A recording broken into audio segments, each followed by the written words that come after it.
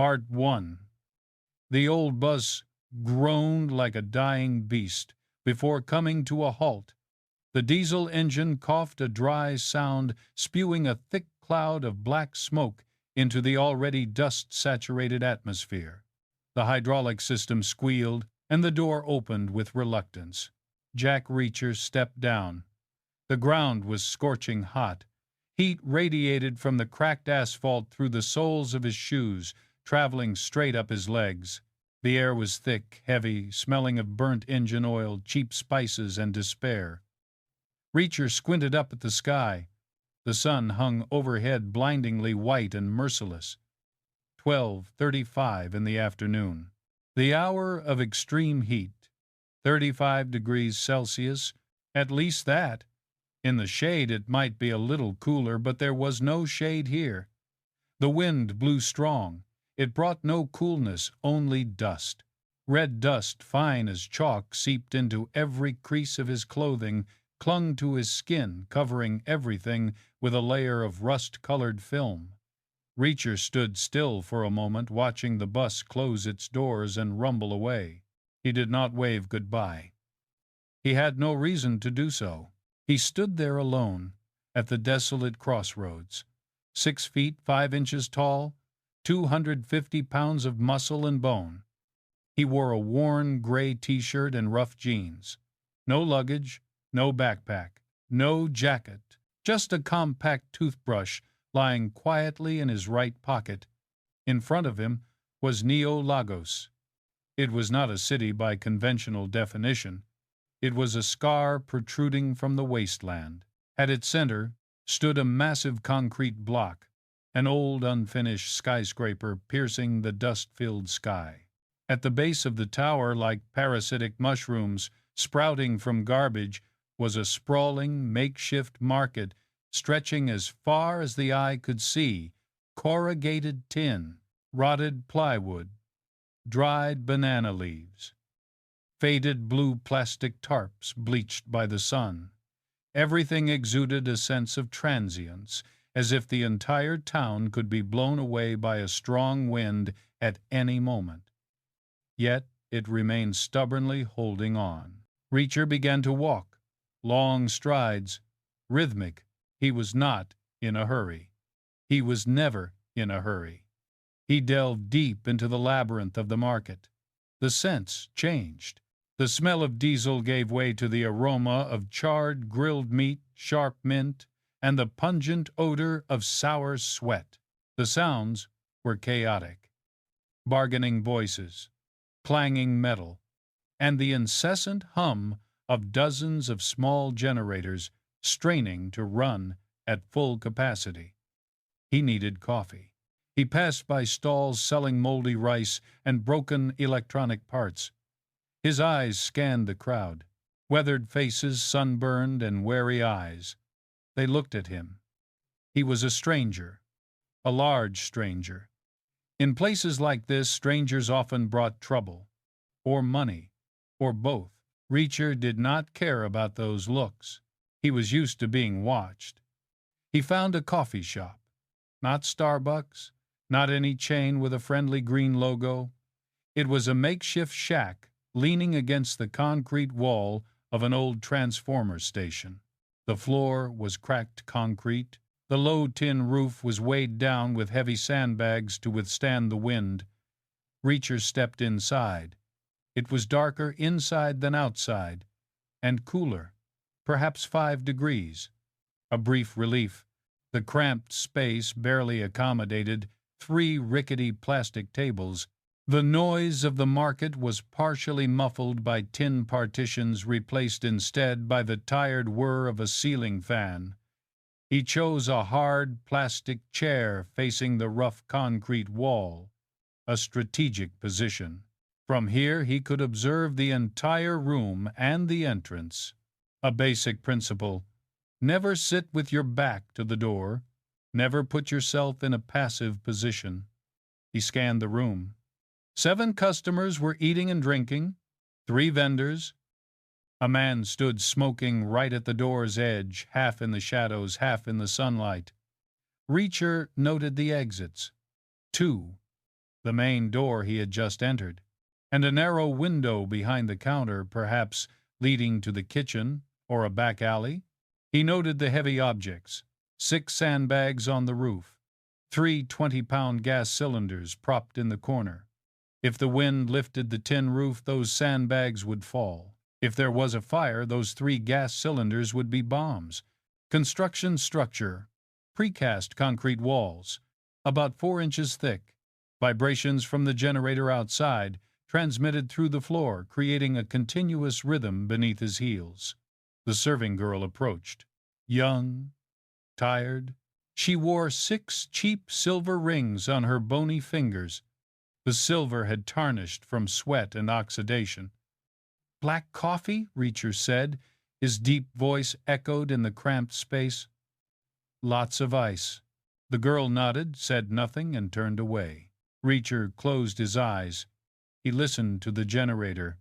He felt his heartbeat. 60 beats per minute. Normal. The biological clock in his head automatically displayed the number. 12:36 and 40 seconds. He opened his eyes, looked up at the metal clock hanging on the rotting wooden post in the cafe. The glass was cracked. The second hand jerked. 12:37 and 25 seconds. Off by 45 seconds. Acceptable. The coffee was brought out, thick and black, served in a thick scratched glass cup. Large misshapen ice cubes cracked from thermal shock. The bitter smell of caffeine wafted up to his nose. Reacher lifted the cup, took a sip. Bitter. Cold. The chill ran down his esophagus, soothing the heat that was scorching outside. He set the cup down, leaving a ring of condensation on the plastic table. He looked behind the counter. The gray concrete wall. Dust clung to the small cracks. Normal. An old wall in an old town. But there is something unusual. A small black spot. Low down. Reacher squinted. A distance of 6 meters. The black spot is 1.70 meters from the floor. The eye level of a standing adult man. He focused on that detail. A dent, approximately 9 millimeters in diameter. A hole. Neat. Round. It is not deep but clear enough. A bullet hole, not a stray bullet. A stray bullet usually loses momentum, ricochets wildly, and leaves long scratches or distorted dents. This is a direct shot. It is also not a penetrating bullet. If it were a penetrating bullet hitting concrete, it would create spiderweb-like cracks radiating from the epicenter. This is a clean hole. Could it be a bullet that ricocheted from somewhere and lodged here? No, the angle is too perpendicular. Either a type of soft bullet, low velocity, or a bullet designed not to penetrate hard materials. It has been there for a while, perhaps 3 months. Dust has settled into the dent, softening the sharp edges of the broken concrete. The cement around the bullet hole is slightly brighter than the rest of the wall. Someone tried to conceal it. They applied a new layer of plaster. But that plaster has dried, shrunk, and peeled away under the harsh heat of Neo-Lagos, revealing the secret beneath. A clumsy effort. Reacher twirled the coffee cup in his hand. Neo-Lagos. Hot. Dusty. Poor. And a 9-millimeter bullet hole poorly camouflaged on the wall of the cafe. He took another sip. The coffee seemed more bitter. A man walked past the cafe door. Reacher instinctively followed. A street vendor. A tattered T-shirt featuring a defunct rock band from the 90s. Torn jeans caked with red dust. A gaunt figure, shoulders slightly hunched, as if carrying the weight of the world on his back. But he is talking, not mumbling to himself. He is holding a device in his right hand. Not an ordinary mobile phone. Reacher squinted, locking his gaze on that object. Compact, thin, matte titanium gray. There is a short, stout antenna protruding from the top, a satellite phone. Military or high-end exploratory type. Worth at least $2,000. $3 a minute for calls. The raggedly dressed man in a rundown town is holding a communication device worth the annual income of the locals, and he is speaking a language that is not English. The voice echoes into the cafe through the open door, hoarse, cold, completely at odds with his scruffy appearance. Then the man laughs, a brief smile extinguished immediately, a smile that does not match those cold eyes. Illogical. Reacher slammed the coffee cup down on the table. The sound of glass hitting plastic was jarring. The anomaly. First, the concealed bullet hole. Now the street vendor with high-tech equipment. A poor town trying to hide things that do not belong to it. Reacher is not curious. He has never considered himself a curious person. He just feels annoyed. The illogicality is like a grain of sand stuck in his shoe rubbing against his flesh with every movement, or like a wrong note in a symphony. It demands to be fixed, or at least explained. He knows he will have to stay, at least until the next bus arrives, or until the grain of sand is removed. He stood up, pulled a crumpled handful of change from his pocket. He did not count. He tossed it onto the wet table. Enough for the coffee and a generous tip. He did not care about the change. Reacher stepped outside. The heat hit him like a punch. 35 degrees. It did not lessen at all. The blinding light made his pupils contract immediately. The man with the satellite phone had moved about 30 meters away. He was heading towards the massive concrete block in the center of town. The unfinished skyscraper, dull gray concrete and reflective black glass. A fortress amidst the garbage. Reacher crossed the road. Red dust swirled up beneath his heels. He kept his distance. 30 meters. A safe distance to remain undetected, but close enough to observe. 50 meters was the effective range of a Glock 17. Reacher remembered that detail as a habit. The street vendor moved quickly but did not seem rushed. He moved with the confidence of someone who knew the terrain well. His sneakers were worn out, but his steps were firm, not dragging. He turned into the shade of the high-rise building.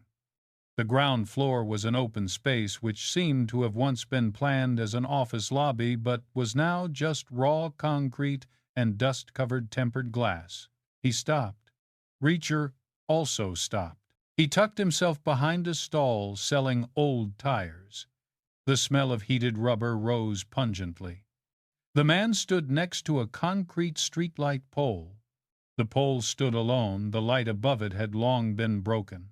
On the pole, at eye level, there was a piece of paper taped. The ivory-colored paper, A5 size, was taped at all four corners with clear tape. It did not look like a flyer. No images, no slogans, no eye-catching colors. The man looked around. His head turned quickly, smoothly, sweeping a 180-degree arc. Security check. Reacher stood still, blending into the pile of tires. The man raised the titanium phone. He took a picture of the paper. Twice. The flash did not go off. Then he ripped the paper off the light pole. He crumpled the paper in his palm, clenched it tightly, and then threw it into a nearby public trash can. A rusty metal trash can. He turned and walked quickly, disappearing into an alley beside the building. Reacher waited 10 seconds. Then he stepped out from his hiding place. He walked over to the trash can. He looked inside. The crumpled paper was mixed in with plastic bottle wrappers and food packaging. Reacher did not reach in to take it. He did not need it. He was not a police officer collecting evidence. He did not need to decode that paper right now. He had seen it. Reacher's brain recorded that image like a high-resolution camera. When the man took the photo, Reacher had managed to see the content on the paper from 30 meters away thanks to his perfect vision. It was a code. Not a QR code, not a barcode. A string of letters and numbers meaningless to the average person. 182 TXR4 courier font, black bold, the typeface of a typewriter or an old dot matrix printer, a shipping code, a coordinate, or a password. But that was not the only thing Reacher saw. He stepped closer to the light pole, where the paper had just been torn away. The tape had pulled away a layer of dust, revealing the concrete surface underneath, and a scratch, small, right next to the edge where the paper had been taped. Reacher bent down, pressing his face close to the light pole. The scratch is very shallow, a dark reddish-brown color. It is not rust. Rust is orange and has a rough surface. This mark is flat, shiny, and has a deep red mixed with black, dried blood. Reacher stood up straight. The pieces began to fall into place, creating a chaotic yet haunting picture. A meaningless code publicly affixed to a lamppost. Dried blood right beside it, as if someone had collided here, or had been shot, or had used a bloodied hand to stick it on. A vendor disguised with a satellite phone. A bullet hole in the cafe. Reacher recalled the image of the man from earlier, a tattered T-shirt. But when he raised his hand to take a picture, the sleeve of the T-shirt was pulled up slightly.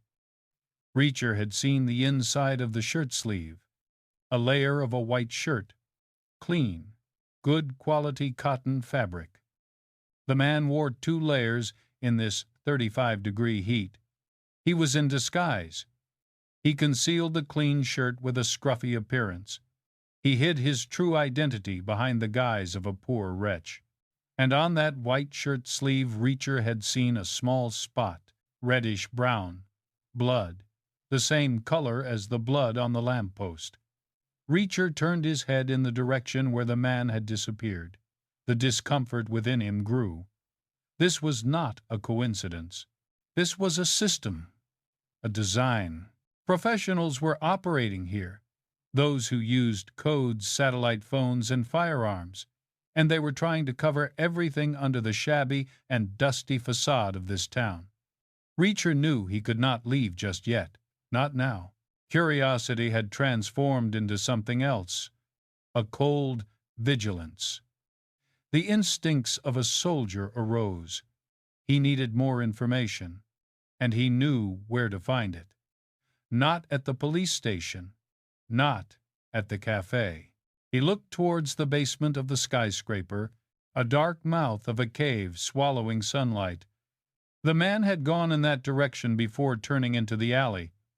He might have accomplices, or a vehicle. Reacher adjusted his T-shirt collar. He walked towards the basement. Darkness awaited, and Reacher stepped into it without hesitation. He carried no weapons except for 2 fists, as hard as rocks, and a brain honed through thousands of battles. The parking garage, dirty concrete, the smell of mold and strong urine, the sound of old military boots echoed, striking the walls and bouncing back. Suddenly the fluorescent lights ahead flickered, once, twice, then went out completely. Reacher stopped immediately. His body shifted into a combat-ready state. His heartbeat remained steady, but adrenaline began to pump into his blood, dilating the capillaries, enhancing muscle strength. Darkness enveloped, but not entirely. Dim light from the entrance filtered in, casting long, eerie shadows. 3 men stepped out from behind the large concrete columns. They were not construction workers. They were not homeless. They wore black leather jackets, despite the heat, broad shoulders, a purposeful, imposing gait. They lined up, blocking Reacher's path. The largest one stood in the middle, 6 feet 3 inches tall, a completely shaved head shiny, 2 small ears pressed flat against the skull, a sign of a fighter or a brawler. He looked at Reacher, his gaze assessing, scrutinizing like a cattle dealer. "You took the wrong path, soldier," the bald man said. His voice was deep like stones grinding against each other. Reacher did not respond. He observed. No police badge, no radio, a private security guard, or a cheap mercenary. This town is not for drifters, the bald man continued, stepping forward. Reacher glanced at the second man to the left, shorter, wearing a cheap leather jacket, his right hand tucked into his pocket, his left hand slightly trembling. He was scared or excited, but with his right hand in his pocket it meant he had a weapon, a gun or a knife. Reacher bet on a gun.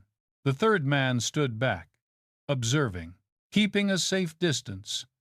The commander or the contact, Reacher pushed his right shoulder forward slightly, a relaxed posture but ready to explode. The bald man sneered, revealing his yellowed teeth. He was overly confident. He thought size was everything, a classic mistake. "I give you 5 seconds to get back to that ragged bus," the bald man growled. Reacher looked straight into his eyes, not blinking. "No," Reacher said. One single word. Cold. Concise. 5 seconds passed. The bald man charged. Time seemed to slow down in Reacher's eyes. A mass of 120 kilograms was rushing towards him at about 10 meters per second. Great momentum, but poor balance. Reacher did not back down. He stepped forward. This was the collision. Reacher was not angry. He was just cleaning up. His right hand swung up fast as a whip crack. Not a typical hook punch. A chop with the edge of his hand hard as steel. Target windpipe. The edge of Reacher's hand struck the bald man's throat. A dry crack echoed. Neat. Terrifying. Air was immediately cut off. The bald man rolled his eyes back. Both hands clutched his throat, mouth agape but unable to make a sound. He collapsed to the concrete floor like a bag of cement cut loose. The second man screamed, pulling his hand out of his pocket. A silver pistol glimmered under the dim light, a decorative gun, flashy. He was unprofessional. Reacher was there before the barrel could aim straight. He turned, delivering a side kick. The heel of his heavy military boot aimed straight at the knee of the gunman. The force of a sledgehammer striking a rotten beam. The sound of bone breaking was louder than the previous crack.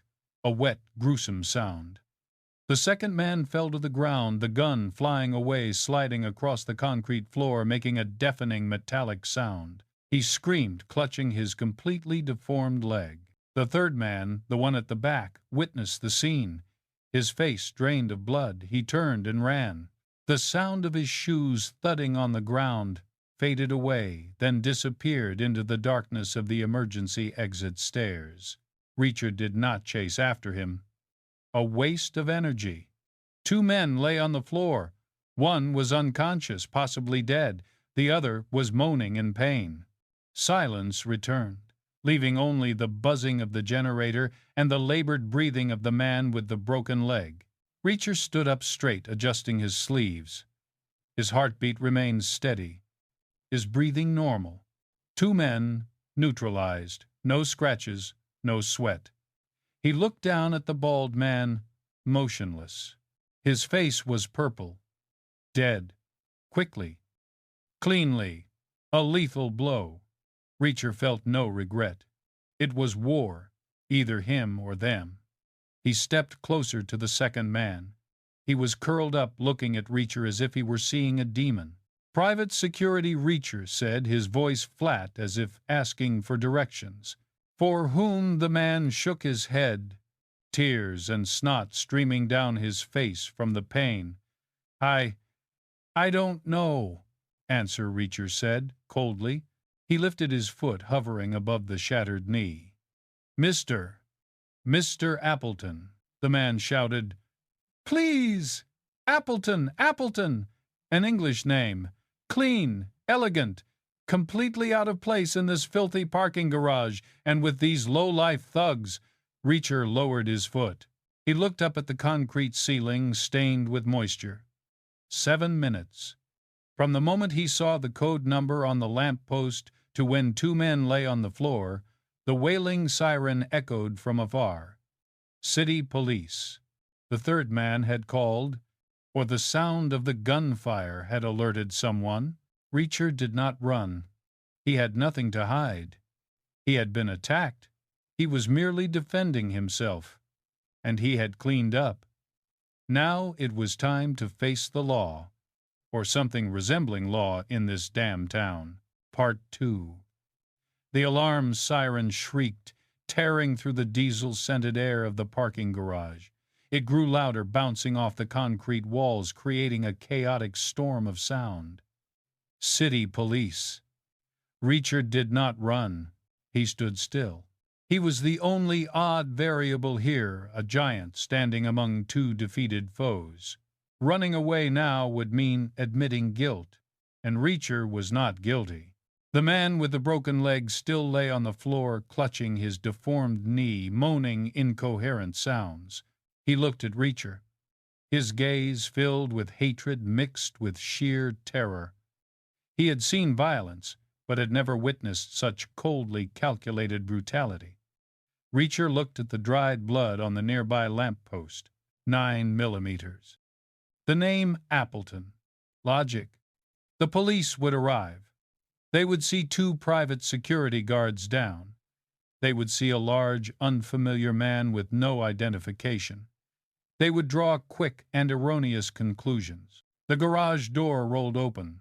Blinding light flooded in, cutting through the dim darkness. 3 police officers entered. 2 men, 1 woman. Dark blue uniforms, bulky, bulletproof vests, guns drawn. Reacher noticed the woman. She was in the lead. Tall, black hair tied neatly at the back of her neck, dark brown, sharp eyes, a commanding presence.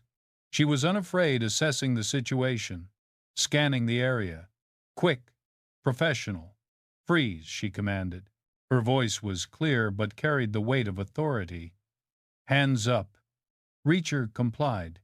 He raised both hands, palms open at shoulder height, a gesture of global peace. The man with the broken leg pointed at Reacher, shouting in a pained, broken voice, "Him! He killed David! He attacked us!" The female officer did not look at him. She kept her gaze locked on Reacher. The other 2 male officers rushed to the men on the floor. One checked the bald man's neck pulse. He shook his head. Dead. The woman approached Reacher. Her gun lowered at a 45-degree angle, but her finger remained poised on the trigger. She pulled out handcuffs. Stainless steel, shiny. "Turn around," she said. Reacher turned his back. He felt the cold grip of metal tightening around his left wrist, then his right wrist locked tight. Name Reacher. Full name, Jack Reacher. Identification, none. She hesitated for a moment. She searched his pockets, quick and efficient. No hesitation. Phone, none. Wallet, none. Luggage, none. She exhaled sharply, a small sound indicating disappointment or confusion. "I am Officer Mallory. You are being arrested on suspicion of murder." Reacher nodded. Officer Mallory. At least she had a name. They shoved him into the police car. The back seat was stiff. There was a metal grate separating him from the front compartment. The smell of cheap disinfectant could not mask the lingering odor of sweat and fear from those who had sat here before him. The police station was a block of concrete and glass, resembling a fortress more than an administrative office. The air inside was cold and thick with the smell of old paperwork. Interrogation room. The white-blue neon light buzzed on the ceiling. A metal table bolted to the floor, hard plastic chairs. Mallory sat across from him. She opened a thin file of papers. No tablet. No high-tech gadgets. Here bureaucracy still operated with ink and paper. "We have identified the victims," Mallory said, her voice flat. "David Lee, broken cricoid cartilage mechanical asphyxiation, and Jonathan Smith, broken patella, torn ligaments. Both were security personnel for the Appleton Group." Reacher said nothing. Where did you go before you arrived there? Mallory asked. The cafe. After that, the parking garage. For what? To find some shade? Mallory squinted. The answer was too simple. Did you attack the two armed men they attacked first? Reacher said. They blocked my way. You are the only one without an electronic record within a radius of 500 miles, Mallory said, tapping her fingers on the table. A drifter.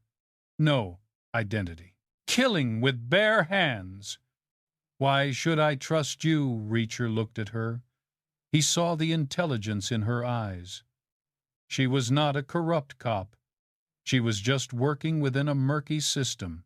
Why did Appleton hire a personal bodyguard in this godforsaken town? Reacher countered. Mallory was silent. Why is David Lee, that hulking bodyguard, wearing 2 layers in the midday heat? Reacher continued, his tone calm. And why is there dried blood on the cuff of his inner shirt? Human blood, not his. Mallory looked down at the file. She did not know that detail. And the 9mm bullet hole in the wall of the cafe across the street, Reacher added, clumsily plastered over. Positioned at 1.70 meters, Mallory raised her head. Her expression changed, from interrogation to suspicion. What the hell are you doing in this town, Reacher? Observing, he said, and fixing illogical things.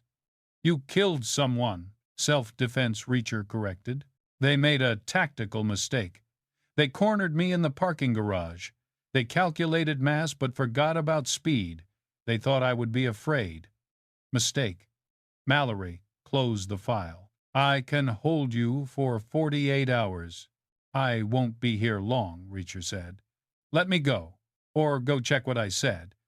Mallory stood up. She looked at him for a long time, considering. Then she turned and walked out of the room. Reacher sat alone. Heart rate 60. He closed his eyes, waiting. Time passed. 30 minutes. Footsteps echoed in the hallway. Faster. More urgent. The door opened.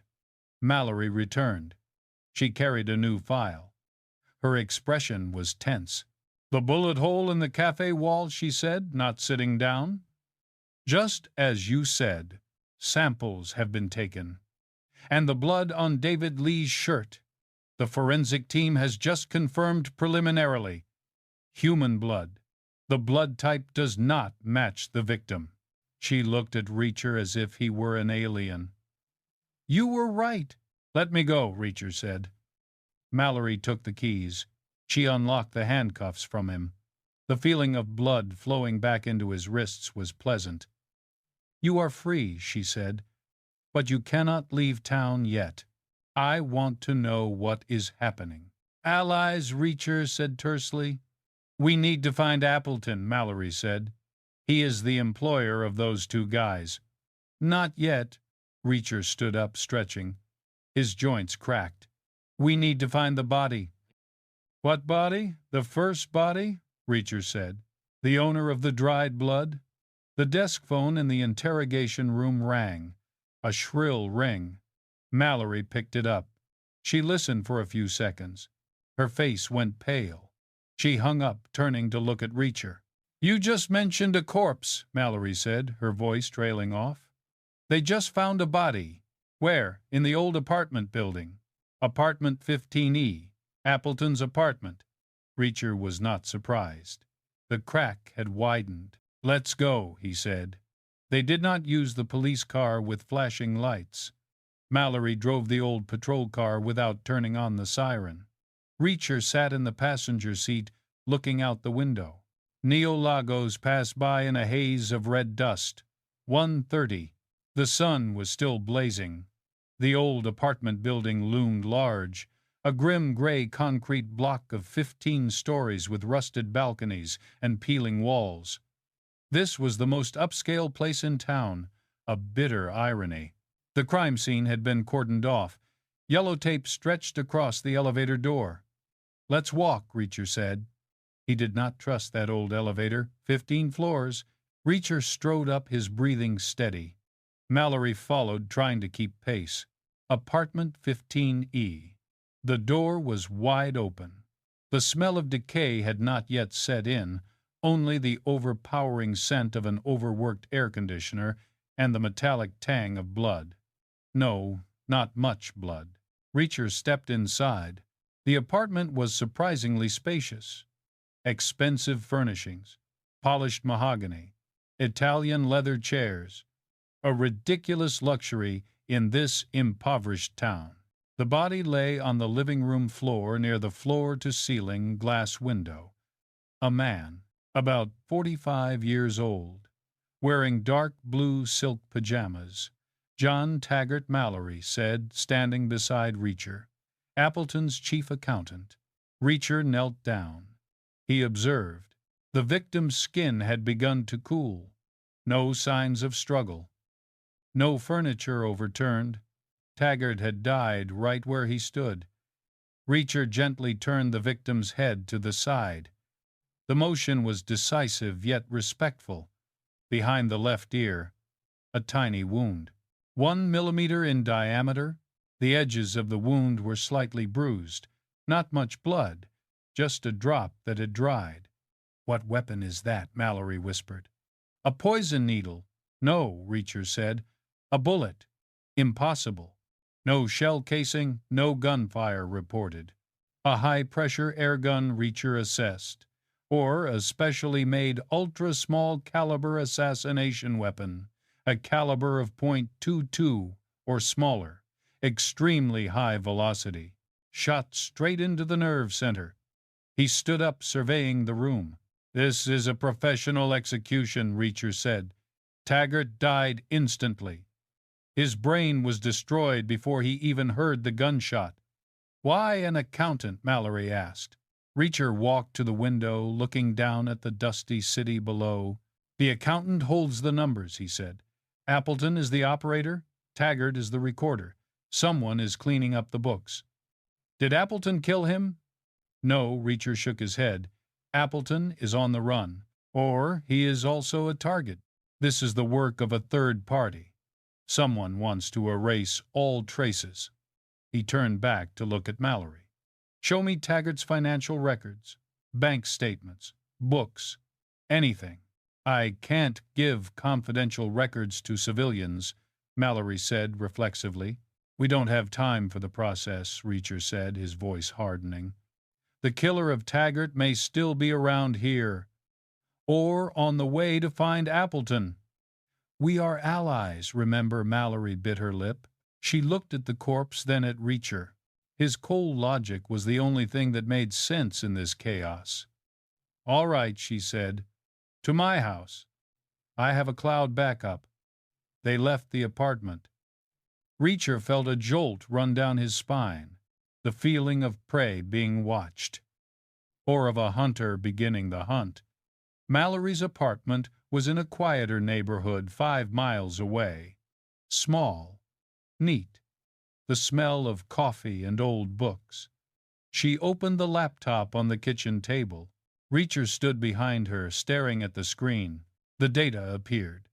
Columns of numbers, lines of transactions. Reacher calculated. His mathematical mind worked like a supercomputer. Taggart, Reacher said. Earnings of $85,000 a year, but spending 3 times that amount. Apartment 15E, with a rent of $2,000 a month. A car, imported liquor. Embezzlement, Mallory suggested. "No," Reacher pointed to a line of data. "Cash withdrawals, regularly, $30,000 each time. A total of 4 times in the last 3 months. Who did he withdraw the money for? Not for anyone," Reacher said.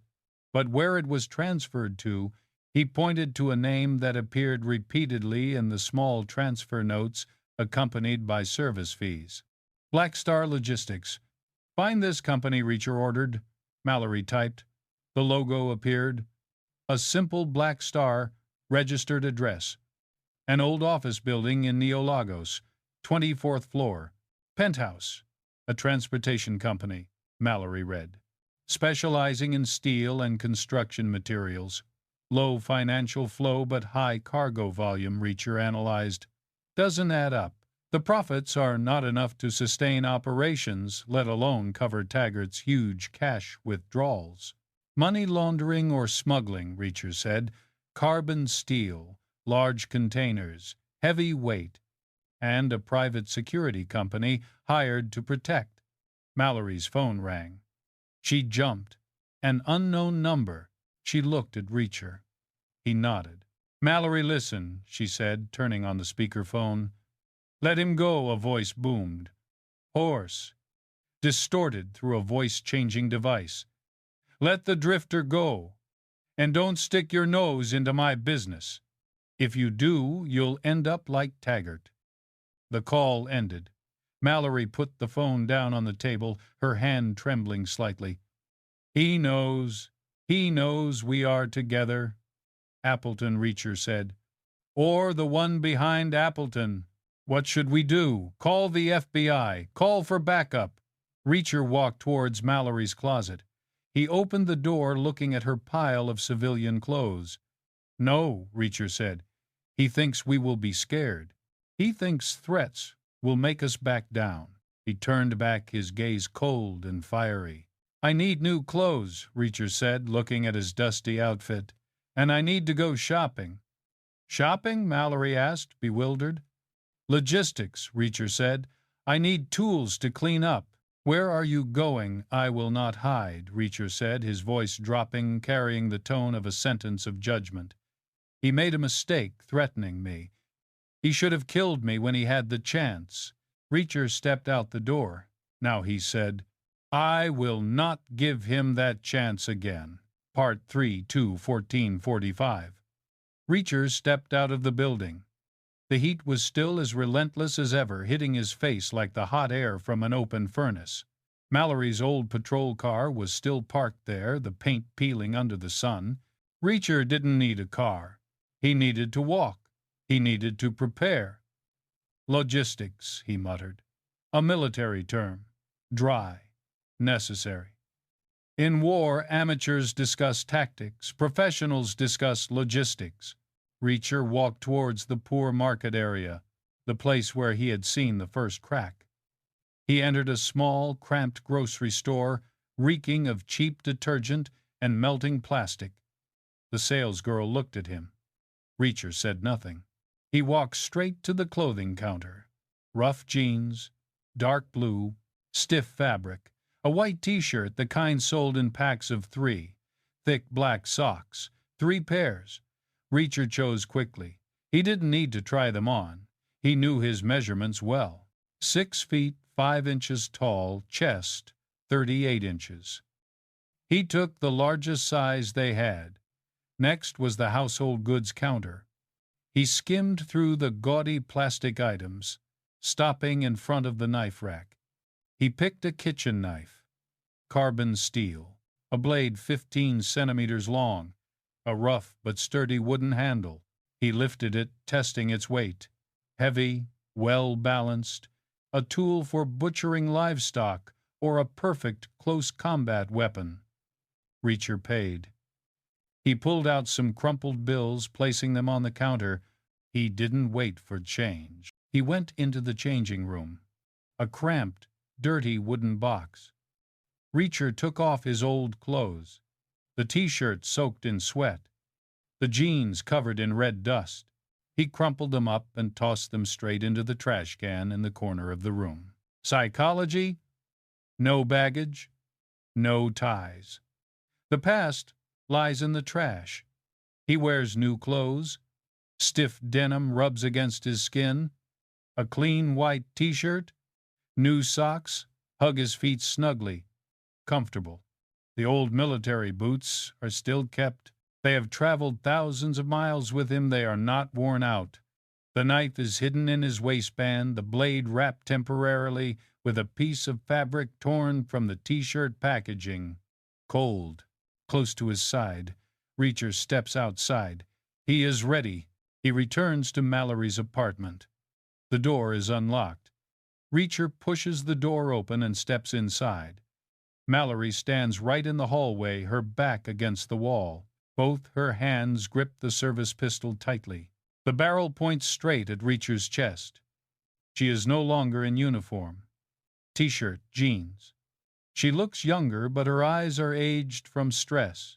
"You can't leave," Mallory says, her voice trembling but firm. "I can arrest you for fleeing."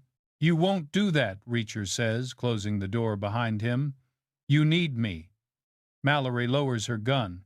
She exhales.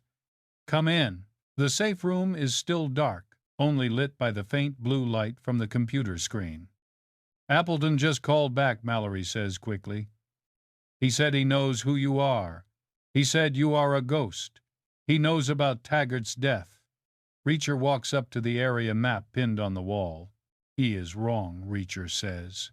"What he knows, my name? But he doesn't know who I am," Reacher says, his voice flat. "He is an organization. He relies on the system. He thinks I operate within a system, too." "And you are not afraid of him?" Mallory asks, staring at Reacher's broad back. "No." "Why are you staying?" she asks. "You have no reason at all. You could catch a bus right now." Reacher turns around. His face is as hard as stone. "I hate bullies," he says. Simple, concise. Corporations. Abuse of power. Taggart was the weak one crushed. Appleton is the one crushing. "You are staying to balance the scales," Mallory concludes. "Correct." Reacher points to the computer screen. "Black Star Logistics. Find out more about this cover." Mallory sits down at the chair, typing continuously. "They transport steel," she reads aloud. "Carbon steel. Large quantities. Exporting to the Middle East and Africa." Reacher stands still. His brain processes the data. Mathematics. Carbon steel, heavy. Density, 7,850 kilograms per cubic meter. High value, Reacher says. But the cash flow in the financial report is low. The profit margin doesn't match. Are they laundering money? Or they are transporting something else, Reacher said. Something as heavy as steel, but worth 100 times more. He recalled the code on the lamppost. TXR4. Dried blood. The bodyguard. "Weapons," Reacher asserted. "Military-grade weapons. Assault rifles. Ammunition. They are hidden in shipments of steel or disguised under the guise of steel." "Arms smuggling," Mallory whispered, her face paling. "Appleton is the shadowy kingpin. Black Star is the cover. Taggart is the accountant who knows too much," Reacher said. "That's why Taggart was executed with a professional bullet." Mallory stood up abruptly. "I will go to their office." "That building." "No," Reacher interrupted. "He is waiting. If you go there, you are signing your death warrant."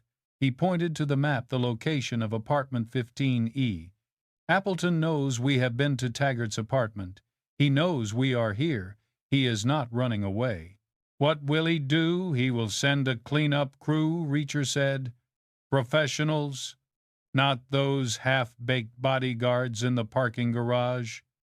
He pulled a wooden chair into the middle of the room, sat down facing the front door. He drew out the carbon steel knife and placed it on his thigh. "We wait," Reacher said. "Wait for them to come. Wait for them to knock on the door." Silence enveloped the room. Only the sound of the computer's cooling fan hummed. 1 minute passed, 5 minutes. Then Reacher heard it. Not the sound of an engine. Not the sound of a horn. Footsteps. 3 pairs of feet. Soft rubber soles. Moving slowly, in perfect coordination. They were walking down the apartment hallway. No talking. No hesitation. Reacher stood up. He picked up the knife, but then tucked it back into his belt. "They are coming," he said. 3 of them. Mallory raised her gun, her hand trembling. "I will help." "No," Reacher said. "You are not a soldier. Stay here." He stepped close to the entrance door. He did not lock the door. He opened the latch. A small click echoed. He pressed his ear against the wooden door. The footsteps stopped. Right outside, a soft breath, the faint smell of gun oil wafted through the crack of the door. Reacher took a step back, his hand gripping the doorknob. Every muscle in his body tensed like a drawn string. He was not angry. He was just cleaning up. Now was the time for tactics. Reacher did not wait for them to break the door. The element of surprise, that is the strongest weapon. He twisted the doorknob and yanked it inward.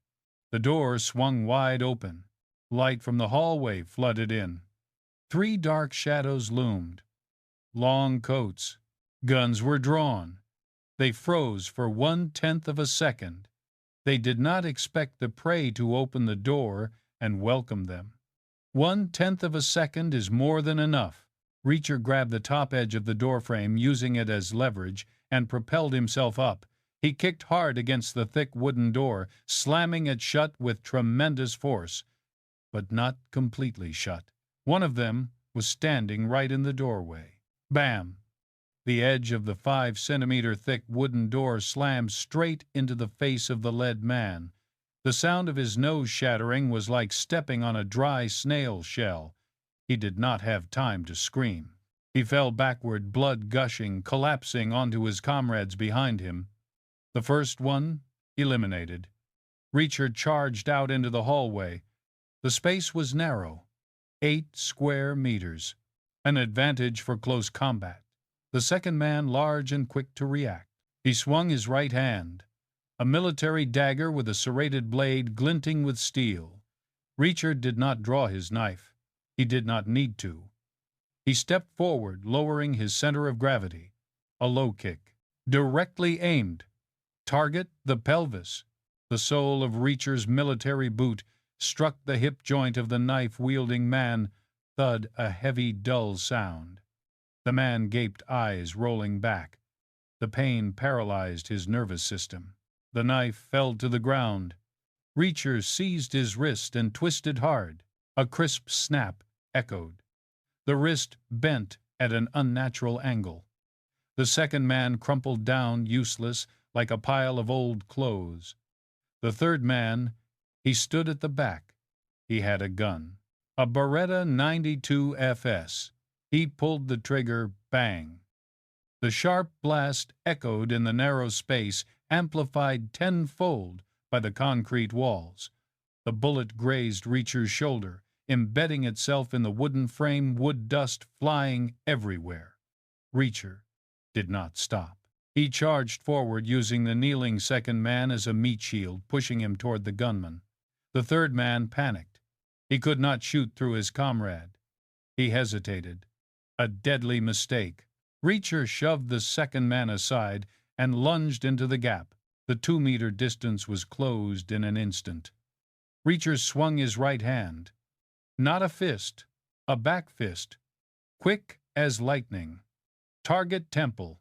The strike carried the full momentum of his 115-kilogram body.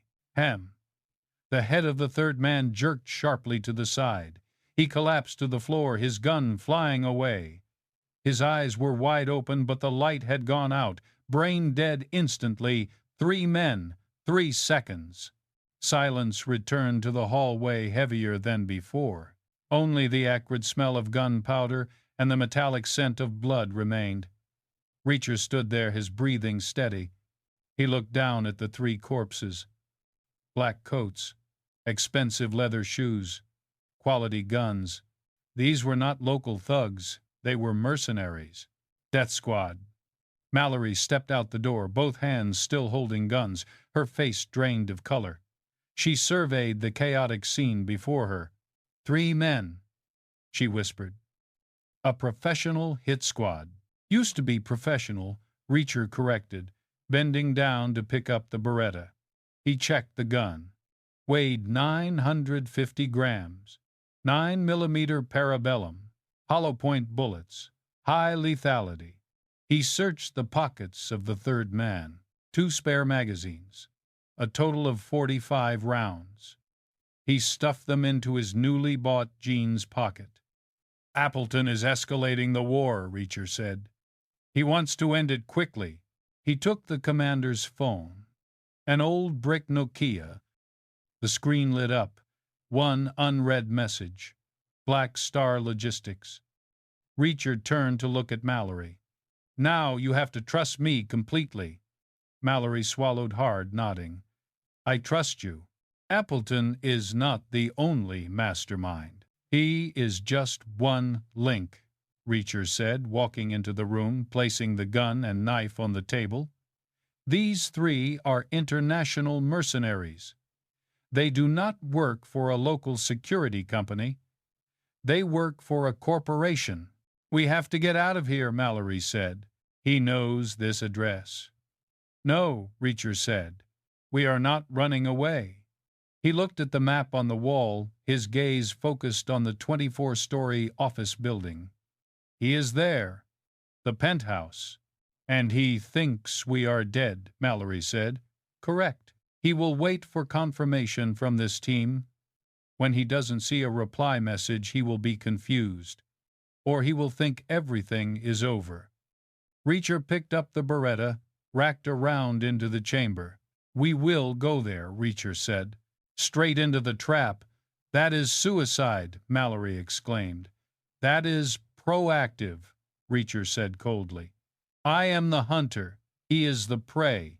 He stepped out the door, walking past the bodies without looking down. Clean this place up, he said to Mallory, without turning back. Then stay here. If I do not return, call the FBI. Reacher stepped into the darkness of the stairwell. It was time to reverse the situation. Part 4 Reacher stepped out of the back door of the apartment complex. He left Mallory and 3 bodies in the safe house. He did not look back. The past was what had happened 30 seconds ago. The present was the hunt. He walked. 3:15. Neolagos was still melting under the brutal African sun. The temperature was 35 degrees Celsius, or more. The wind had stopped blowing, leaving a layer of red dust suspended silent in the air like blood mist. Reacher did not run. He did not need to run. He moved with a staccato rhythm, decisive, steady, conserving maximum energy. Each step was a calculation. He walked along the path leading to the homeless market, the place where he had seen the first crack in this picture.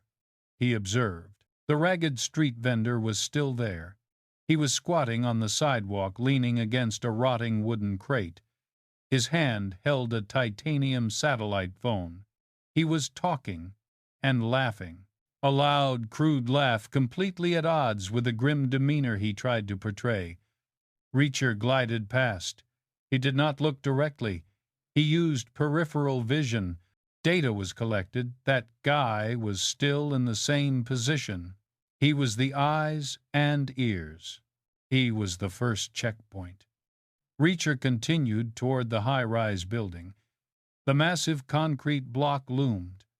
24 stories, dirty precast concrete and dark reflective glass, an ugly fortress rising amidst the garbage. Reacher stopped in front of the main gate. No security, no exposed security cameras. The automatic glass door opened with a dry mechanical groan. Overconfidence or arrogance? They thought no one dared to come here. Reacher stepped into the lobby. The air was icy. The central air conditioning was running at full capacity, creating a sudden temperature difference that dried the sweat on his skin instantly. The floor was covered with slippery faux marble. He walked straight to the elevator area. 2 stainless steel elevator cabins. The electronic display flickered with the basement floor number. Reacher did not trust the elevator. They were metal cages hanging on cables, prone to power cuts, prone to getting stuck. A perfect trap for the lazy. He found the stairwell door. A heavy steel door painted fireproof gray. He pushed the door. 24 stories. Reacher began to climb. 1, 2, 1, 2, the steady rhythm. He did not run. He took long strides, using his thighs and hips to push his body upward. His lungs operated like an efficient air pump. 10th floor, the musty smell of not quite dry concrete. 15th floor, the smell of metal and machine oil. 20th floor, the air was a little thinner, quieter. 24th floor. The penthouse. Reacher stopped at the final landing. He stood still for 10 seconds, allowing his heart rate to return to a resting level. 60 beats. He listened. Absolute silence. No footsteps. No conversation. He placed his hand on the doorknob. Cold steel. He turned it gently. The door was not locked. Reacher opened the door, slipping inside. A short corridor carpeted in deep red. 2 mahogany doors on either side. One side had a sign reading pantry. The other side had no sign. Reacher drew the Beretta 9mm from his waistband. He held the gun in his right hand, the barrel lowered. His index finger was extended along the frame of the gun. He approached the door without a sign. He did not knock. He turned the doorknob and pushed hard. The door opened. Reacher stepped inside, sweeping the gun in a 180-degree arc. Empty. A vast office. About 75 square meters. Dim light filtered through the slightly drawn blinds. The decor was so minimalist it felt cold. A large metal table stood in the center of the room. 2 black leather armchairs faced each other. No filing cabinets. No pictures. No computers, no signs of paperwork. This was not a workplace. This was a transfer station, or a stage. Reacher walked to the center of the room. The hardwood floor creaked softly under his weight. He approached the metal table. The surface was bare, except for a classic black desk phone. A coiled cord connected it to the outlet on the floor. He flipped the table over. Nothing was stuck underneath. Reacher walked to the window. He peeked through the curtain to look down. The view encompassed the entire town of Neolagos. The tin roofs shimmered like fish scales in the afternoon sun. The winding red dirt roads resembled infected veins. And right below, on the road leading to the building, Reacher saw a vehicle, a black van, parked silently. Not a taxi. Not a civilian vehicle, tinted windows, heavy-duty tires pressed down on the road. Reacher squinted. Mathematics. The size of the cargo area was about 12 cubic meters. The rear axle load was compressed. It was carrying something heavy. Steel. No. Steel requires flatbed trucks and cranes. Weapons. Reacher turned around. He intended to leave. Crash! A sharp sound echoed from the entrance. The steel bolt slammed into the lock. Reacher was not startled. He simply stood still.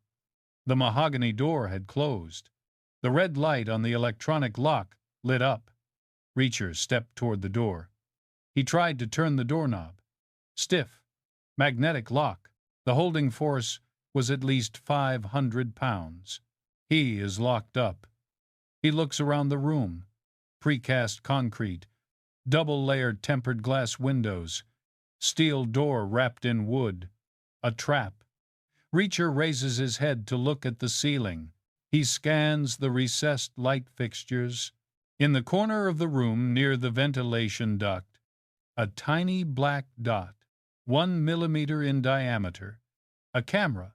Appleton does not run away. He is somewhere in this building watching through the screen. He has been waiting for Reacher to step into the cage. Ring. Ring. The desk phone on the metal table rings. The mechanical bell's shrill sound echoes in the empty room. Reacher looks at the phone. He is not in a hurry. He lets it ring 3 times. Then he steps forward and picks up the receiver. "Reacher," he says, his voice calm. "You have arrived," a voice comes through the receiver, grating, distorted. But Reacher recognizes the tone, the arrogance. Who, Reacher asks. Not important, the voice replies. You made a big mistake.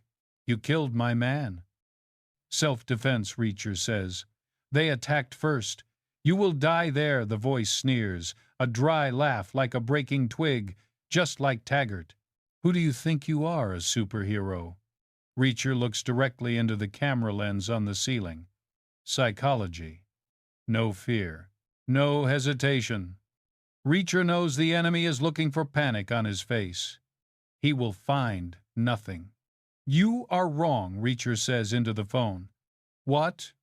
You think I would be afraid. You think this trap would hold me. Mistake. You cannot escape. Steel door. Bulletproof glass. You will die dry there. Reacher picks up the Beretta. He removes the magazine, checks it, then reloads. A crisp click. You are a coward, Reacher says, his voice cold, full of contempt. You do not dare to face me. You hide behind cameras and locked doors. The other end is silent for a second. Then there is an angry laugh. You talk big. Let's see how long you can last. Let me go, Reacher says, or you will regret it. Never. I promise there will be an ending, Reacher says. Brutal. He hangs up. Silence enveloped once more. Absolute. Reacher had fallen into the trap, literally, but in his mind tactical thinking had shifted to another mode. Reverse the situation. He was not the prey trapped in a cage. He was the bomb that had been activated, placed right in the enemy's heart. Reacher looked at the Beretta. He gazed at the bulletproof glass. Now was the time for destruction. Part 5, 3:15. Reacher was trapped. He stood in the attic office, 75 square meters. The air was colder than outside, but not due to air conditioning. It was the chill of steel, of concrete, and of lethal calculation. Reacher was not panicking. His heart rate remained at 60. He was not afraid. His body only reacted biologically to direct physical threats. At this moment, he was simply in a box. He approached the wall. Precast concrete, 20 centimeters thick, hard as granite. He lightly tapped his fingertip against it. A dense sound. No hollow space. Impossible to break with bare hands. He walked to the window. Safety glass. Thick, layered. Bulletproof. Reacher drew the 9mm Beretta. He did not aim.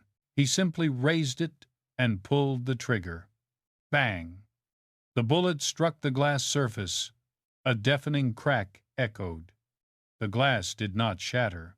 It cracked into a spiderweb pattern with a deep concave center retaining the flattened bullet. The plastic film in the middle held the shards tightly. Absolutely safe. Reacher knew he could not escape by means of destruction. He approached the doorway. Steel encased in wood. Electronic lock. Reacher tucked the gun into his waistband. He did not need to worry about opening the door. They would open it for him. A trap only works when the hunter comes to check the prey. He waited. Absolute silence enveloped the room.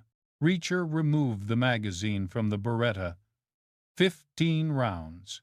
The first was a hollow point. He reloaded it. Click! He pulled the carbon steel knife from his waistband, placed it on the metal table within reach. Then he thought again. He tucked it back into his waistband behind him. The element of surprise. Reacher dragged the black leather armchair to the center of the room. He sat down facing directly towards the tiny camera on the ceiling. He looked into the lens. A challenge. 3, 15, and 55 seconds. Click. The electronic lock retracted. The steel door slid open with a metallic groan. Reacher stood up. 2 men entered. Black coats. Not amateur private security. These were mercenaries. In their hands were submachine guns. HKMP-5, 9mm caliber, high rate of fire. No rifles, Reacher noted. In a confined space, handguns are more maneuverable.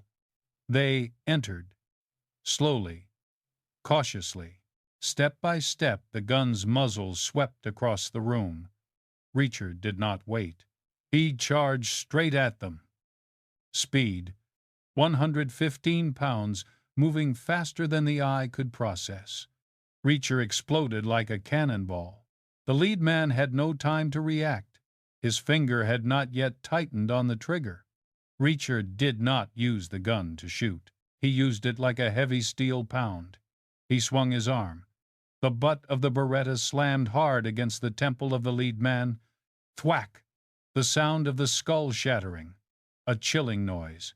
The soldier collapsed to the floor like a bag of sand cut loose, the MP5 flying away.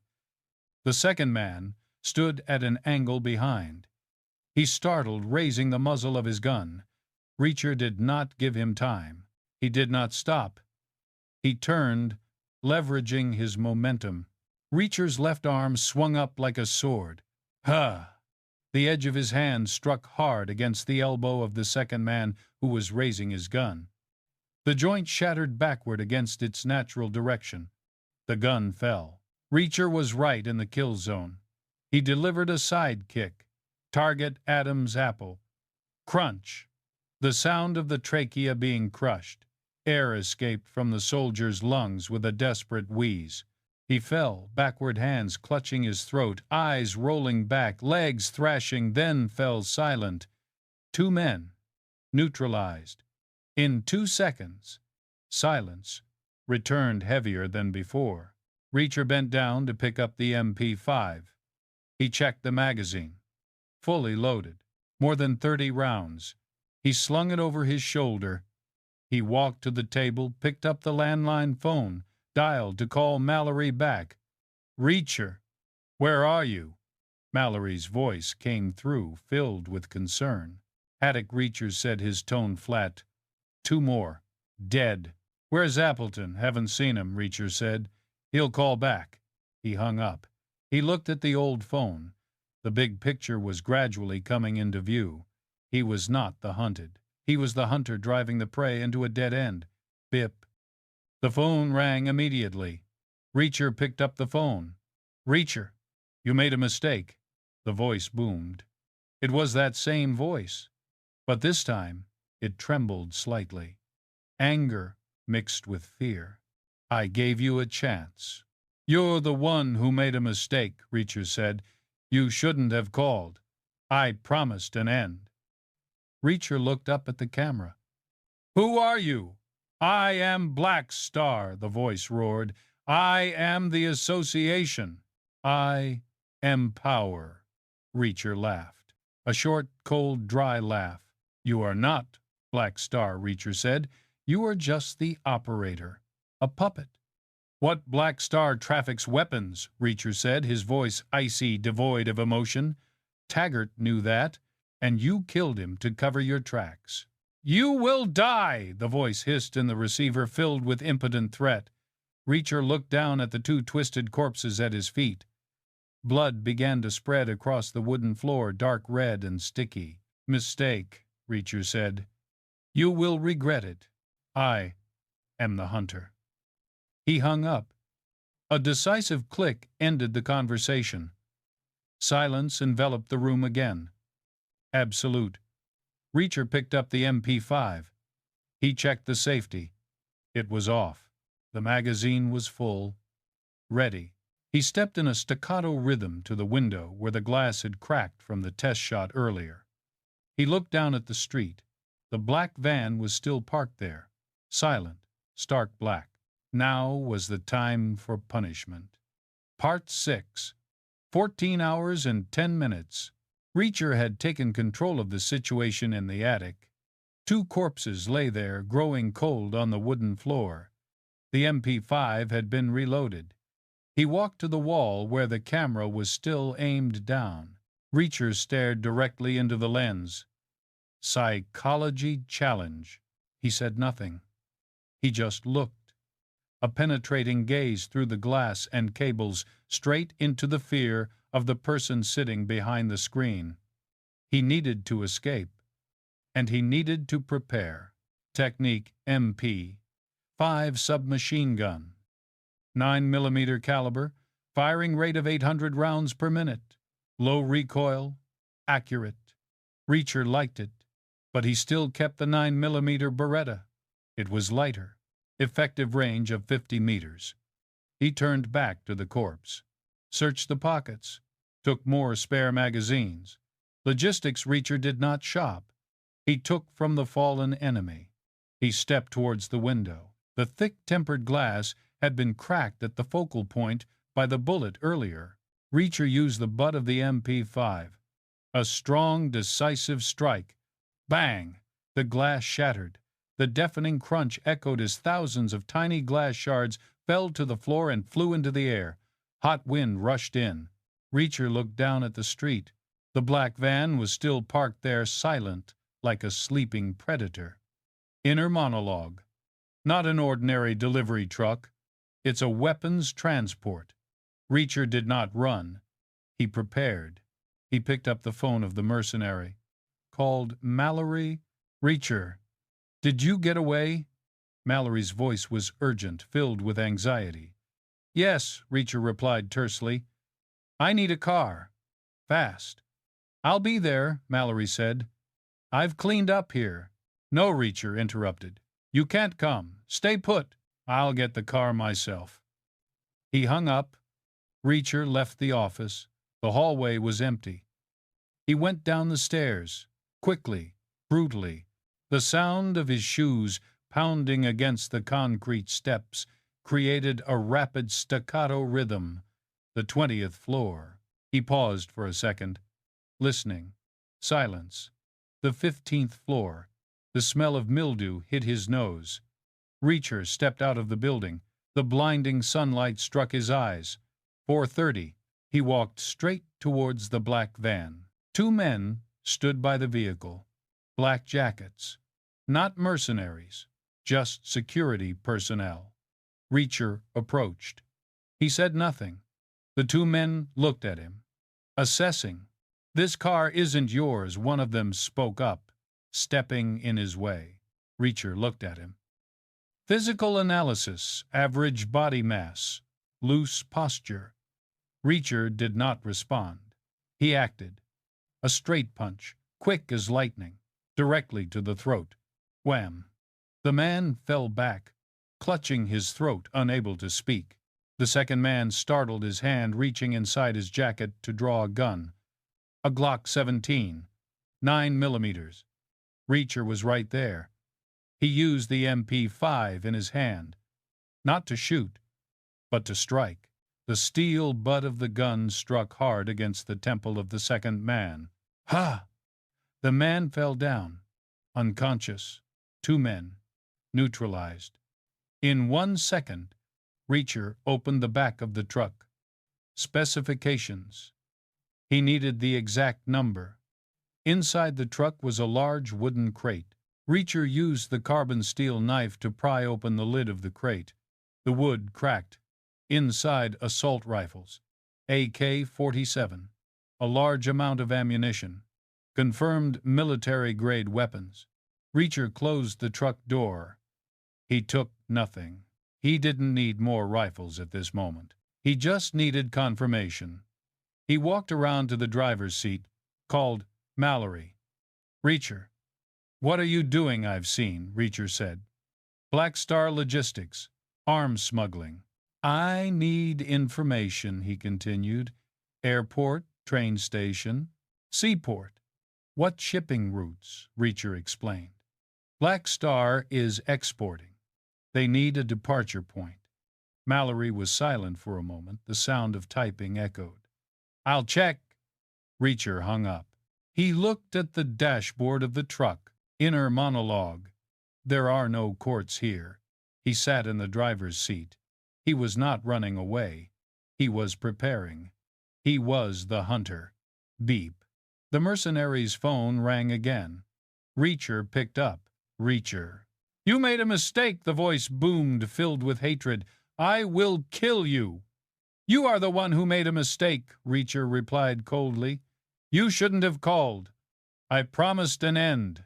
Appleton is not the final boss, Reacher continued. He is the association. I am Black Star, the voice roared. Reacher scoffed, coldly, dryly.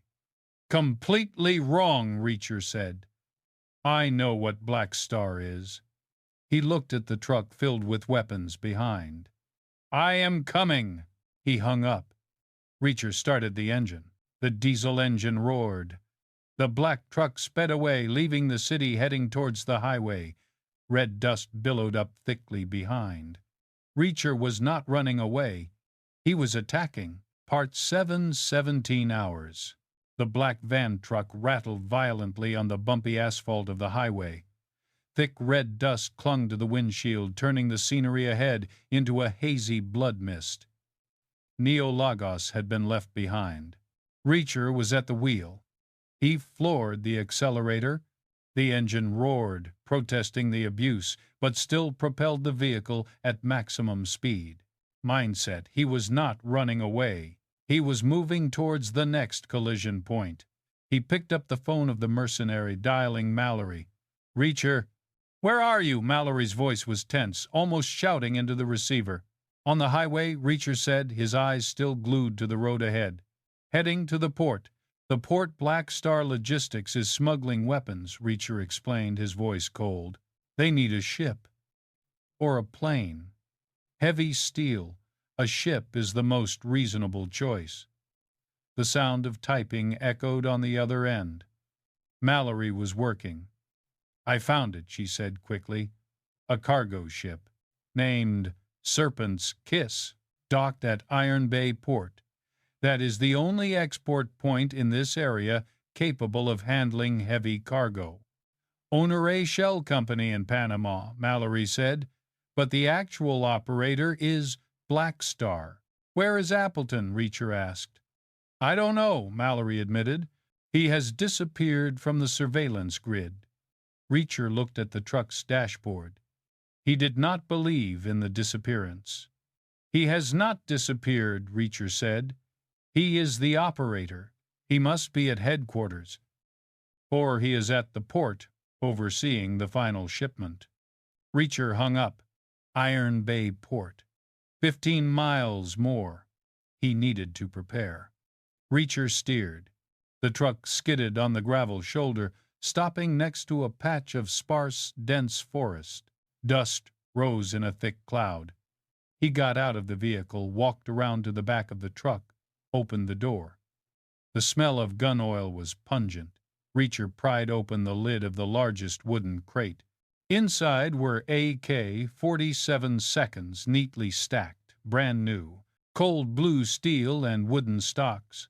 Specifications: Kalashnikov assault rifle, caliber 7.62 by 39 millimeters, unmatched durability, high destructive power, significant recoil. Reacher lifted one up, checked the mechanism. Smooth. He took a curved magazine and inserted it. Click. He grabbed 5 more magazines, stuffing them into his pants pocket and belt.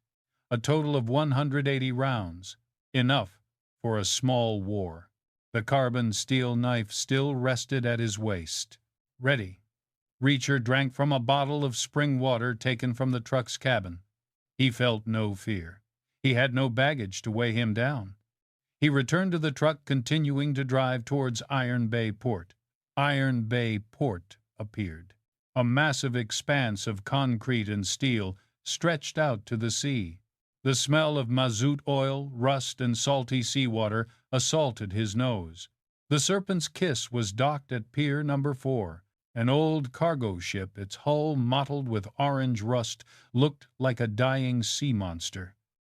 Reacher parked the truck in the abandoned container area.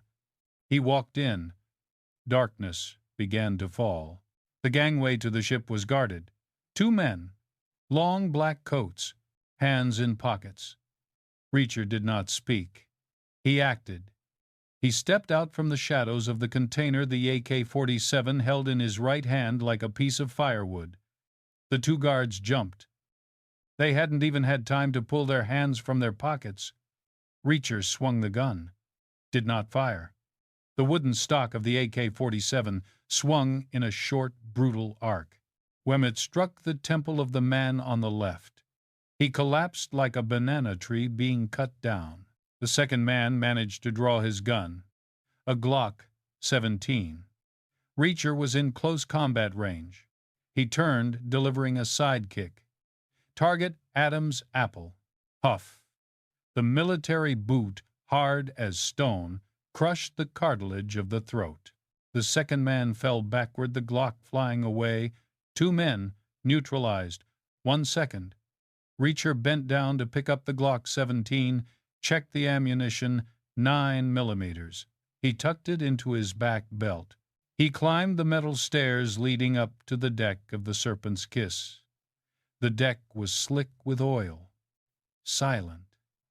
Only the sound of waves lapping against the hollow metal hull. Reacher went down to the cargo hold. The vast compartment was dark, filled with a musty smell of mold. Large wooden crates were stacked on top of each other. Reacher used the tip of his knife to pry open the lid of a random crate. Weapons, assault rifles, light machine guns. Confirmed. Reacher closed the crate lid. He went upstairs. The cockpit, the command center. He climbed the narrow staircase leading to the control room. The door was ajar. A sickly yellow light spilled out. Reacher pushed the door and stepped inside. A man was sitting in the command chair. Appleton. He wore an expensive suit, clean and wrinkle-free. No bloodstains. He looked completely out of place in this rusty ship. He looked up as Reacher entered. His face was pale. "You have arrived," Appleton said, his voice trembling uncontrollably. "You are the operator," Reacher said, the barrel of the AK-47 lowered but ready. "I am Black Star," Appleton shouted, standing up abruptly. He tried to appear authoritative but failed miserably.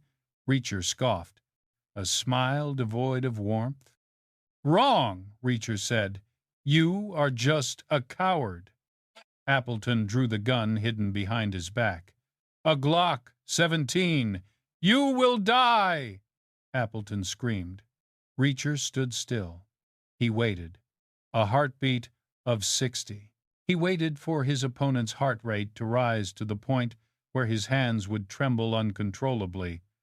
"I promised an ending," Reacher said, his voice low, threatening, ruthless. Appleton pulled the trigger. Bang! The bullet whizzed past Reacher's head, embedding itself in the steel wall behind, creating sparks and a deafening screech. Reacher lunged forward, maximum speed. He did not shoot. He used the AK-47 like a baseball bat. The butt of the gun swung up. Thwack! It struck Appleton squarely on the jaw. A blow strong enough to break bones, but not kill instantly. Appleton was thrown back, crashing into the radar control panel, then sliding down to the floor. The gun fell from his hand. Reacher kicked the gun away. He looked down at Appleton. He was not dead. He was groaning, blood oozing from the corner of his mouth. Reacher walked to the control room window. He looked outside. The sun was setting. 17:30. The faint light tinged the surface of the sea red. Reacher took out his phone and called Mallory. "Reacher, what have you done?" her voice echoed. "I found him," Reacher said. "Appleton, on the ship." "Have you killed him yet?" "Not yet," Reacher said, looking at the living corpse writhing on the floor. "Get here. I need a car." He hung up. Reacher turned back to look at Appleton. The situation had completely reversed. He had won. Now was the time for punishment. Part 8, 1745. The sun began to sink, casting deep orange-red streaks onto the rusty steel plates of the ship Serpent's Kiss. The salty scent of the sea mingled with the lingering smell of engine oil, creating a heavy, sticky atmosphere. In the control room, Reacher stood motionless. Appleton lay on the floor, curled up next to the old radar table. He was not dead. He was twitching slightly, struggling to breathe. The blow from the butt of the AK-47 was strong enough to cause a concussion, but calculated not to end his life immediately. Reacher needed him alive, at least for now. Reacher looked down at Appleton's Glock 17 lying carelessly on the floor. He walked to the window, looking outside. He was on a ship, trapped by water and steel. He pulled out the mercenary's phone and dialed Mallory. "Reacher." "I found him," Reacher said. "Appleton." "On the ship Serpent's Kiss." "Don't kill him," Mallory's voice screamed, panicked. "I need him alive, to be a witness." "There is no court here," Reacher said, his voice cold. "Only justice." "Reacher," he hung up. Reacher turned back to look at Appleton. The director was starting to regain consciousness. Blood dripped from the corner of his mouth, falling onto the filthy deck. "You made a mistake," Reacher said. His voice was as dry as dust on the road. "You called me. You threatened me." Appleton looked up at Reacher. His eyes were wide, filled with primal fear and helpless hatred. "You can't do this," Appleton spat out with blood. "I am the association." "Wrong," Reacher said. "You are just the operator. You are not Black Star. I am Black Star." Reacher shook his head. He pulled the old tattered leather chair closer and sat down. The AK-47 rested across his thigh, the black barrel aimed at Appleton. Taggart Reacher said, "The accountant. You killed him. A professional bullet. Then you sent a hitman after me." "You interfered," Appleton hissed. "You saw the code. You saw the dried blood." Reacher looked at him, his gaze like a scalpel dissecting the truth. "The code, 182_TX/R04. That's the shipping order." "You don't know a damn thing." "Wrong," Reacher said. "I know.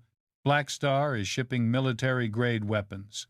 Carbon steel, 7.62 millimeter caliber, in large quantities." He nodded towards the cargo hold. "This ship, Serpent's Kiss. The cargo is guns and ammunition. Where is it going? Africa? Or the Middle East?" For some secret war. Appleton fell silent. Fear had choked his false pride. "Taggart knows about the payments," Reacher continued, his voice flat as if reading a report. $30,000 in cash." He withdrew it. "For whom?" "For the informant. The street vendor. The guy with the titanium satellite phone." "Let me go," Appleton whispered. "No," Reacher said. He stood up and walked to the window. An old police car was speeding towards the dock. Mallory. She parked right at the water's edge. Reacher didn't need her to save him, but he needed a witness. Appleton tried to crawl towards the door, attempting to escape. A pathetic effort. Reacher stepped forward. He used the toe of his stiff military boot to lightly press down on Appleton's injured wrist, pushing down. "There's no court here," Reacher reiterated. Appleton screamed in pain. The sound of heavy footsteps echoed on the metal stairs. Mallory burst into the control room, gun at the ready. She saw Appleton writhing. She saw Reacher standing tall. "Reacher," Mallory gasped. "Don't kill him." Reacher looked at Mallory. "Stay here," he said. "I'm going to finish cleaning up the rest. I'm a police officer." "Wrong," Reacher said. "You're an ally. You've seen the evidence." Reacher bent down, picked up Appleton's Glock. He removed the magazine, stuffed it into his pocket, then tossed the empty gun aside. He stepped out the door. "Reacher, where are you going?" Mallory called after him. "Now is the time for punishment," Reacher said. He stepped out of the control room, leaving Mallory and Appleton in the sickly yellow light. Simple sentence structure. He is a hunter. He has won this round. Now is the time to end the game. 18 o'clock. Darkness fell over Iron Bay like a thick black blanket. The sea breeze blew harder, carrying a bone-chilling cold. Reacher stood on the deck of the ship. He needed to prepare. Logistics. Prepare weapons. He did not buy them. He took them from the enemy, or fashion them from available materials. He walked to the bodies of the two guards, picked up their Glock 17, checked the weight, the springs bounce, verified. But Reacher did not fully trust the handgun for the final battle.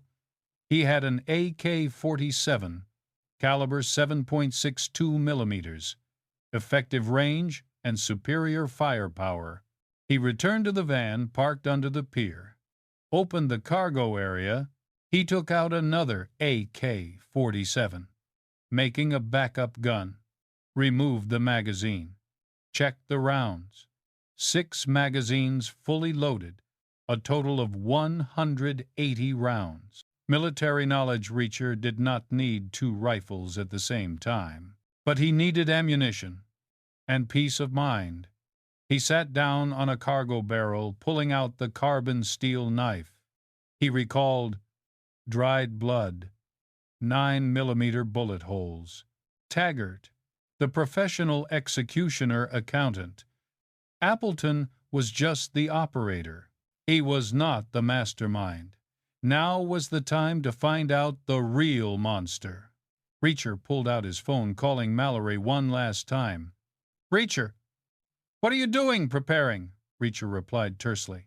"I need information." "Who called Appleton, I don't know," Mallory said. "The call was via satellite. Untraceable." "Wrong," Reacher said. "Black Star Logistics. Penthouse office. 24th floor. He is there." "He can't." "He is there," Reacher asserted. "The caller. The anonymous one. He never leaves his lair." Logic Reacher calculated the volume of goods against the cash flow. "High-level corruption," Reacher said. "Money laundering, weapons, on a scale much larger than this town." Reacher looked at the Glock 17.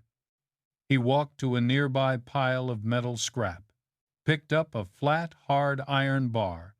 He sharpened the carbon steel blade against the iron bar. Scrape, scrape. The piercing sound echoed in the night. He made it sharper, more dangerous. He did not buy. He took. Reacher stepped to the edge of the ship, looking towards the city. There would be no court for the one who was coming. "I'm leaving," he said, into the phone. "Where to? The office on the top floor?" Reacher said. "The 24th floor. You stay here. Keep an eye on Appleton." "I will call the FBI," Mallory said. "No," Reacher interrupted. "They will waste time." Reacher hung up. He slung the AK-47 over his shoulder. He descended the train stairs, slowly, cautiously. Reacher walked towards the city. He did not run. He moved. The climax was approaching. He was the hunter, and the prey was waiting. Part 9. 19 hours, darkness completely enveloped. Reacher returned to the chaotic residential area. The sickly yellow streetlights cast a weak glow on the red dust, creating eerie, long shadows on the pavement. He did not need a car. His walking speed was sufficient. Long strides, steady, tireless, he arrived in front of the old office building. 24 stories, the top floor. This time there was no security, no guards. They thought everything had been cleaned up at the port, or they were too confident in their anonymity. Reacher stepped inside. The lobby was deserted. He headed straight for the stairwell. He still did not trust the filthy steel cage known as the elevator, 24 floors. Reacher climbed up, quickly. His breathing remained steady, but his heart rate began to rise slightly. Not from fatigue, but from concentration. His body was preparing for the final confrontation. The 24th floor, the top floor, absolute silence. Reacher opened the hallway door, cautiously. He approached the office door. The mahogany door had been damaged from the last time, now slightly ajar. The steel was warped. He listened. There was a sound, not mechanical. Breathing, softly, slowly. Reacher knew. He was inside. The boss. Reacher held the AK, 47 inches his hands, a caliber of 7.62, heavy, solid. He did not chamber around. He did not intend to shoot. Reacher pushed the door open. The office was shrouded in dim light. Only a single desk lamp was turned on, creating a small pool of light amidst the surrounding darkness. A man sat behind the metal desk. He wore a gray suit, clean, tailored with precision. Not Appleton. This man was larger, older, his eyes cold and unfeeling like a shark's. There was no hint of fear. "You have arrived," his voice echoed, hoarse, icy. It was the same voice from the phone, not Appleton. "You are Black Star," Reacher stated, assertive, not a question. "I am Black Star," the man said, his voice disturbingly calm. "I am the association. You have killed my man." "They made a mistake," Reacher said. "They attacked me." He took another step into the room. "High-level corruption," Reacher said. "Money laundering, arms smuggling." Taggart knew. "And you killed him." "I am the controller," the man said, leaning back in his chair. "Who do you think you are? You are just a nobody. You will not walk out of here." Reacher looked at him. The sentence had been pronounced. There was no court here. "You talk too much," Reacher said. He acted. He did not shoot. He used the AK-47, but not as a club. He threw it. Physics. The weight of the gun was nearly 4 kilograms. Maximum throwing speed. Enormous kinetic energy. Reacher's right arm swung up. The rifle flew like a cannonball spinning through the air. Thud, the AK-47 slammed straight into the man's chest. The sound of broken ribs echoed dryly, like a dry twig being snapped. The man was thrown backward, both he and the chair, flipping over onto the floor. He was not dead. He screamed in pain, trying to push the heavy gun off him. Reacher stepped forward. He drew the flat iron bar that had been sharpened from his belt. "You made a mistake," Reacher said, looking down at the writhing figure at his feet. "You shouldn't have called. I promised an end." The man looked up at Reacher. The arrogance vanished. Only sheer terror remained. "I will kill you," he whispered in broken breaths. Reacher did not respond. He was not a reckless killer. He was just cleaning up the trash. He swung his hand. The iron bar glinted with a steel shine, a horizontal slash, directly at the throat. Twack, mechanical impact. Precise. Neat. The man fell silent. Blood oozed out dark under the yellow light. Reacher stood there. He looked at the corpse. Quick. Dead. Instantly. He looked up at the ceiling. The camera was still there. He said nothing. He walked to the broken window. The night wind blew in icy cold. He returned to the desk, picked up the phone, called Mallory. "Reacher," her voice came through immediately. "I've found him," Reacher said. "Black Star, dead." "What did you do?" Cleaned up Reacher said. "Appleton is still alive. You need him as a witness." Reacher hung up. He stepped out of the office, walked down the hallway. He descended the stairs, slowly, cautiously. Reacher had nothing to hide. He had cleaned up. He stepped out of the building. The light was dim. Inner monologue. There is no trial, only the outcome. He walked on, towards the highway. 1945. The sky was pitch black. Reacher walked for about 30 minutes. He reached an intersection between the highway and an old road. A faint light emanated from an abandoned gas station. Reacher stopped. He had no money left. An old police car pulled up. Mallory's car. She parked beside the gas station. Mallory got out. She was no longer in uniform. T-shirt, jeans. She had shed her role as an officer to become an ordinary person. She looked lighter. The FBI and state police are on their way, Mallory said. They will take over the scene. Appleton has been found. He is alive. He will spill everything in exchange for leniency. Reacher nodded. Good. The arms shipment has been intercepted, Mallory continued. The Serpent's Kiss has been sealed. Good, Reacher repeated. Don't you want the glory? Mallory asked, stepping closer to him. You did everything that needed to be done. Reacher looked at her. True. Mallory stood close to him. She looked up at the giant man, scarred yet with an oddly calm gaze. Who are you, Reacher? She asked, her voice gentle. Former military police, Reacher said. Lieutenant Colonel. And what do you do now? Nothing, Reacher said. Mallory reached out, lightly touching his shoulder. Then she stood on her toes and placed a quick kiss on his cheek. Brief. Neat. Where will you go? I don't know, Reacher said. Far from here. Will you come back? I can't promise. Mallory stepped back. She looked at him one last time, memorizing the image of this man. Goodbye, Reacher. Goodbye, Mallory. Reacher turned his back. He walked toward the highway. He stood by the roadside, thumbs up, a solitary figure standing tall under the fading streetlight. A heavy truck came rushing by, huge, old, military green. It slowed down. The brakes let out a long hiss. The truck came to a stop. The passenger door opened. The driver was a scruffy man.